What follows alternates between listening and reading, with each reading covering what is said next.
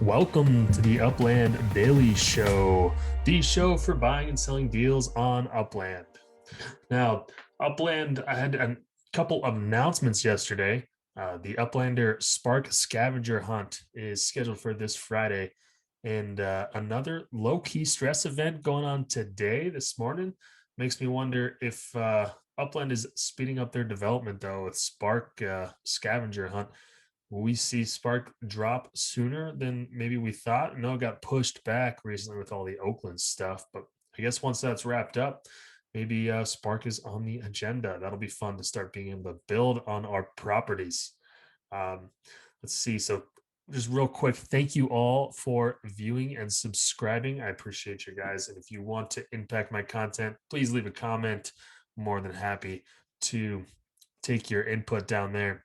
So for the Spark event starting off, there are two tiers actually for the scavenger hunt. There's a 2,000 UpX hunt in Fresno, and then a 20,000 UpX hunt in San Francisco.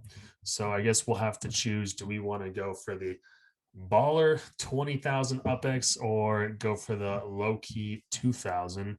Do we want to risk only 2,000 or maybe go for a less crowded scavenger hunt in the 20,000 in San Fran? I do expect, though, turnout to be great in both of them, maybe a little higher, though, in Fresno. We'll see.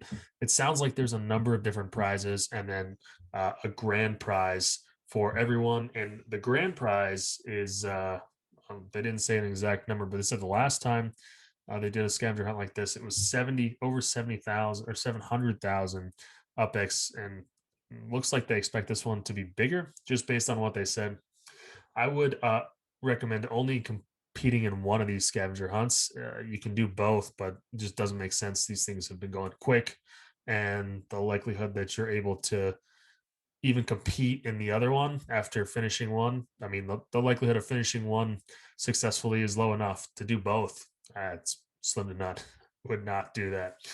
You also get another 25 cents before the event if you register. You do have to register before on which event you would like to do, or you can register for both. But like I said, not a good shot there. So go over and register. It's in link is in Medium or in the Discord. I know I'm going to register and give it a shot. Uh, on the stress test, the additional stress test, not a lot of information in their release. They said they're going to do maintenance this morning at some point, and sometime I guess an hour later after maintenance, they will do a stress test. No details, like compared to the other announcements, hardly any details. So it might be a good opportunity to slip in there if this one's a little smaller and get some good collection properties. So maybe no one's paying attention. We'll see. Hopefully that's the case. I will be paying attention and make sure that an hour after maintenance I get on there. Let's see. So for the property stats, we've got the market. We've got 847 unminted properties. 480, half those are FSA properties. About 144 of those FSA properties are in Oakland. No non-FSA in Oakland, obviously. 680 ish non-FSA properties in Brooklyn. There's still a bunch of that out there, and then 300 and or so FSA in Brooklyn. San Francisco market on the floor is here. San Francisco is at 150%. That's up about 5%. Fresno is up 2 to 8% at like 182 to 190. Oakland is actually down. Big surprise, down. As I kind of suspected it might be. I didn't expect it to happen quite at this point, but I did think it was getting a little overvalued. So interesting to see what happens over the next couple of days here. Down 5 to 10%.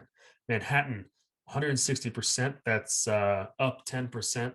There are two lower price properties. You can go out there and grab them this morning. If you're the first one to listen to this, there's your tip.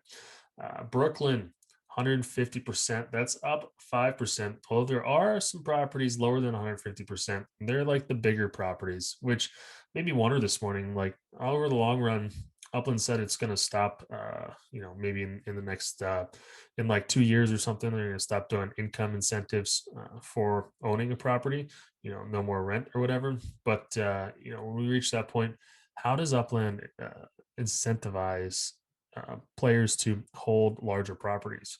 A lot of these larger properties are kind of in industrial wastelands, and there's no real life correlation, but like a lot of these things are kind of out of the way.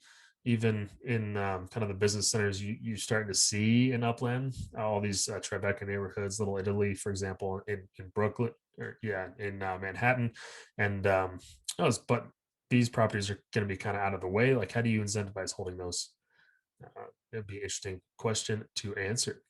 Largest secondary UpX transaction, 2 million. Both were in Manhattan neighborhood. And then the largest secondary fiat transaction was only 260, but large volume of over 60 fiat transactions. So some news real quick. Tomorrow, I'm actually going to do the property street views. Do another interview, looks like, and we'll take a look at some of the interesting street views that people are finding. Send me your street views, and I'm excited to show them off. I already got a couple, so I'm excited to show some more. Thanks again for joining, and we'll see you tomorrow. Upland Real Estate Digest is an entertainment service. All views are for entertainment purposes only and not to be construed as financial advice. Upland Real Estate Digest is not affiliated with Upland.